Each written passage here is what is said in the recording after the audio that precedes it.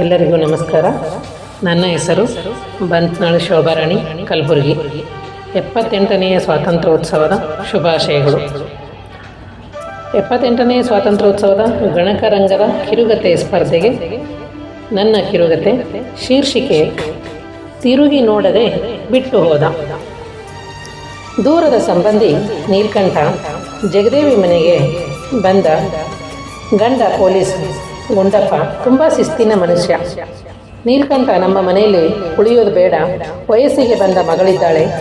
ನೀಲ್ಕಂಠ ಕೆಲಸ ಸಿಗೋವರೆಗೂ ನನ್ನ ಸ್ನೇಹಿತನ ಮನೆಯಲ್ಲಿರಲಿ, ಕೆಲಸ ಸಿಕ್ಕ ಮೇಲೆ ಅವನೊಂದು ಬಾಡಿಗೆ ಮನೆ ಹುಡುಕಿಕೊಳ್ಳಲಿ ಅನ್ನುವಷ್ಟರಲ್ಲಿ ಹೊರಗಡೆ ಹೋಗಿದ್ದ ನೀಲ್ಕಂಠ ಬಂದವನ ಕಿವಿಗೆ ಬಾಡಿಗೆ ಮನೆ ಹುಡುಕಿಕೊಳ್ಳಲಿ ಅನ್ನುವ ಮಾತು ಮನಸ್ಸಿಗೆ ನಾಟಿತು. ಬಟ್ಟೆಗಳೆಲ್ಲ ತನ್ನ ಬ್ಯಾಗಿನಲ್ಲಿ ಇಟ್ಟುಕೊಂಡು, ಅಕ್ಕ, ನನ್ನಿಂದ ನಿಮಗೆ ತೊಂದರೆ ಆಗೋದು ಬೇಡ, ನಾನು ಹೊರಗಡೆ ಎಲ್ಲಾದರೂ ಬಾಡಿಗೆ ಮನೆ ನೋಡ್ತೀನಿ ಅಂತ ಹೇಳಿ ಹೊರ ನಡೆದ. ಜಗದೇವಿ ಗಂಡ ಹೇಳಿದಂತೆ ಕೇಳುವ ಸ್ವಭಾವದವಳು. ಹಾಗಾಗಿ ಮೆಲ್ಲಗೆ, ನೋಡ್ತಮ್ಮ, ನೀನು ಊಟಕ್ಕೇನು ತೊಂದರೆ ಪಡಬೇಡ, ನನ್ನ ಮಗಳು ಕಾಲೇಜು ರೈಲ್ವೆ ಸ್ಟೇಷನ್ ಹತ್ತಿರ ವಿಜಯ ವಿದ್ಯಾಲಯದಲ್ಲಿ ಓದ್ತಾಳ, ಬೆಳಗ್ಗೆ 8ಕ್ಕೆ ಅವಳ ಕೈಯಲ್ಲಿ ಊಟ ಕಳಿಸ್ಕೊಡ್ತೀನಿ, ಬಂದು ತೊಗೊಂಡು ಹೋಗು, ಮರಿಬೇಡ ಅಂತ ಹೇಳಿದಳು. ಇಲ್ಲ ಅನ್ನಕ್ಕಾಗದೆ ಆಯ್ತಕ್ಕ ಅಂತ ಹೇಳಿ ಹೊರ ನಡೆದ. ಮರುದಿನ ನೀಲ್ಕಂಠ ಕಾಲೇಜಿನ ಗೇಟ್ ಬಳಿ ಬಂದು ಕಾಯುತ್ತಿದ್ದ. ಅಷ್ಟರಲ್ಲಿ ಜಗದೇವಿ ಮಗಳು ಗಂಗಾ ತಗೊಳ್ಳಿ ಎಂದಾಗ ಒಂದು ಮುಗುಳ್ನೆಗೆ ಬೀರಿ ಊಟ ತೆಗೆದುಕೊಂಡು ಹೋದ. ಜಗದೇವಿ ಕೊಟ್ಟ ಮಾತಿನಂತೆ ಗಂಗಾ ಕೈಯಲ್ಲಿ ಊಟ ಕೊಡುತ್ತಿದ್ದಳು. ಇಬ್ಬರ ನಡುವೆ ಪರಿಚಯವಾಗಿ 1 ತಿಂಗಳು ಕಳೆಯುವಷ್ಟರಲ್ಲಿ ಸ್ನೇಹಿತರಾದರು. ಗಂಗಾ ಮೊದಲ ವರ್ಷದ PUC ಮುಗಿಸುವಷ್ಟರಲ್ಲಿ ಇಬ್ಬರ ಸ್ನೇಹ ಗಾಢವಾಗಿತ್ತು. ಕಾಲೇಜು ರಜೆ ಕಳೆಯುವಷ್ಟರಲ್ಲಿ ಸಾಕಾಗಿತ್ತು. ಕಾಲೇಜು ಆರಂಭವಾದ ದಿನವೇ ಒಬ್ಬರಿಗೊಬ್ಬರು ತಮ್ಮ ಪ್ರೇಮ ನಿವೇದನೆ ಮಾಡಿಕೊಂಡು ಹಾರುವ ಹಕ್ಕಿಯಂತೆ ಸಂತೋಷದ ತೇಲಾಡುತ್ತಾ ಕಾಲೇಜು ಬಂಕ್ ಮಾಡಿ ಸಿನಿಮಾ, ಪಾರ್ಕು, ದೇವಸ್ಥಾನ ಸುತ್ತಾಡುತ್ತಿದ್ದರು. ಒಂದಿನ ನೀಲ್ಕಂಠ, ನಿನ್ನ ಬಾಡಿಗೆ ಮನೆ ತೋರಿಸು. ಆಯಿತು, ಇವತ್ತೇ ನಡಿ ಹೋಗೋಣ ಎಂದು ಕರೆದುಕೊಂಡು ಹೋದ. ರೂಮಿನಲ್ಲಿ ಬಟ್ಟೆ ಎಲ್ಲ ಚೆಲ್ಲಾಪಿಲ್ಲಿಯಾಗಿದ್ದು ನೋಡಿ, ಮನೆ ಹಿಂಗೆ ಇಟ್ಕೊಂಡಿದ್ದೀಯಾ, ಸ್ವಚ್ಛ ಇಟ್ಕೋಬೇಕು ಎನ್ನುತ್ತಾ ಮನೆ ಒಪ್ಪವಾಗಿ ಜೋಡಿಸೋದನ್ನು ನೋಡ್ತಾ, ಸ್ವಚ್ಛ ಇಟ್ಕೋಬೇಕು ಅಂದ್ರೆ ಮನೆಯಲ್ಲಿ ನಿನ್ನಂಥ ಹೆಂಡತಿ ಇರಬೇಕಲ್ಲ ಎಂದು ಅವಳದಲ್ಲ ಗಿಲ್ಲಿದ. ಗಂಗಾ ನಾಚಿ ನೀರಾದಳು. ಇಬ್ಬರ ಮಧ್ಯೆ ಸಂಭಾಷಣೆಯು ಮುದದಿ ಒಬ್ಬರಿಗೊಬ್ಬರು ಹೊಗಳಿಕೊಳ್ಳುತ್ತಾ ತಮ್ಮನ್ನು ತಾವು ಸಮರ್ಪಿಸಿಕೊಂಡಿದ್ದರು. 2 ತಿಂಗಳ ಗರ್ಭವತಿಯಾದ ಗಂಗಾ ಮದುವೆಯಾಗೋಣ ಎಂದು ಹಠ ಹಿಡಿದಳು.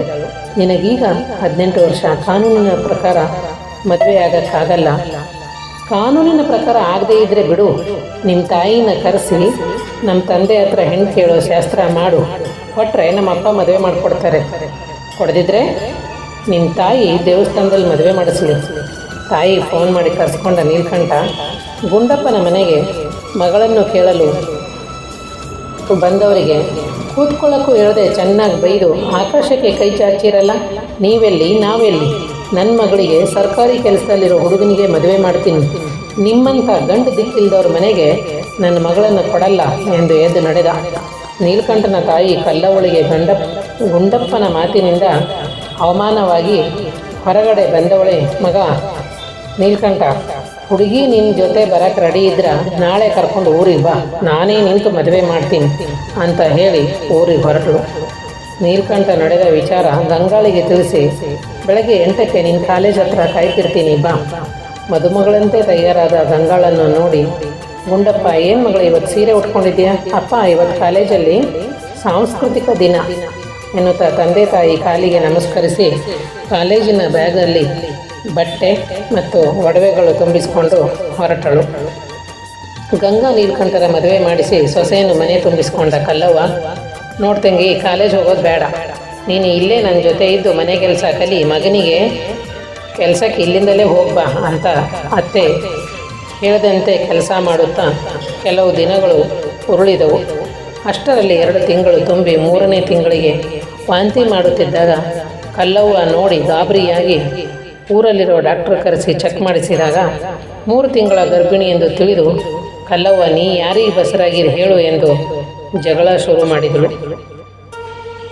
ಇದರ ತಂದೆ ನಿಮ್ಮ ಮಗನೇ ಅಂತ ಎಷ್ಟು ಹೇಳಿದರೂ ಕೇಳದೆ ಕಲ್ಲವ್ವ ಗಂಗಾಳ ಅಪ್ಪನ ಮನೆಗೆ ಕರೆದುಕೊಂಡು ಹೋಗಿ ಮನೆಯ ಗೇಟು ತೆರೆಯಬೇಕು ಅನ್ನುವಷ್ಟರಲ್ಲಿ ಗುಂಡಪ್ಪ ಬಂದು, ಯಾರು ನೀವು? ಕಲ್ಲವ್ವ, ನಿನ್ನ ಮಗಳು ಅನ್ನುವಷ್ಟರಲ್ಲಿ ನನಗೆ ಮಕ್ಕಳಿಲ್ಲ, ಒಬ್ಬಳೇ ಮಗಳಿದ್ದಳು. ಸತ್ತು 1 ತಿಂಗಳಾಯಿತು. ನನ್ನ ಆಸ್ತಿ ಅನಾಥಾಶ್ರಮಕ್ಕೆ ಬರೆದಿದ್ದೀನಿ. ನಾನು ನನ್ನ ಹೆಂಡತಿ ವೃದ್ಧಾಶ್ರಮ ಸೇರಿಕೊಂಡಿದ್ದೀವಿ ಅಂತ ಹೇಳಿ ಗೇಟ್ ಲಾಕ್ ಮಾಡಿ ಹೋದ. ಕಲ್ಲವ್ವ ದಂಗಾಗಿ ಮಗನ ಆಫೀಸಿಗೆ ಹೋಗಿ ನಡೆದಿದ್ದನ್ನು ಹೇಳಿ ವಿಚ್ಛೇದನ ಅರ್ಜಿ ಹಾಕು ಅಂತ ಹೇಳಿ ಬಿಟ್ಟು ಹೋದಳು. ತಾಯಿಯ ಮಾತು ನಂಬಿ 18 ವರ್ಷ ತುಂಬಿದ ಕೂಡಲೇ ವಿಚ್ಛೇದನ ಪ್ರಕರಣ ದಾಖಲಿಸಿದ.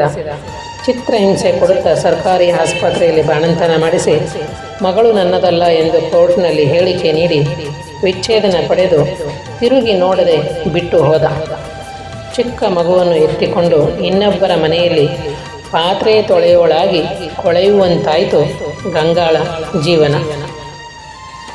ಅವಕಾಶಕ್ಕಾಗಿ ಧನ್ಯವಾದಗಳು.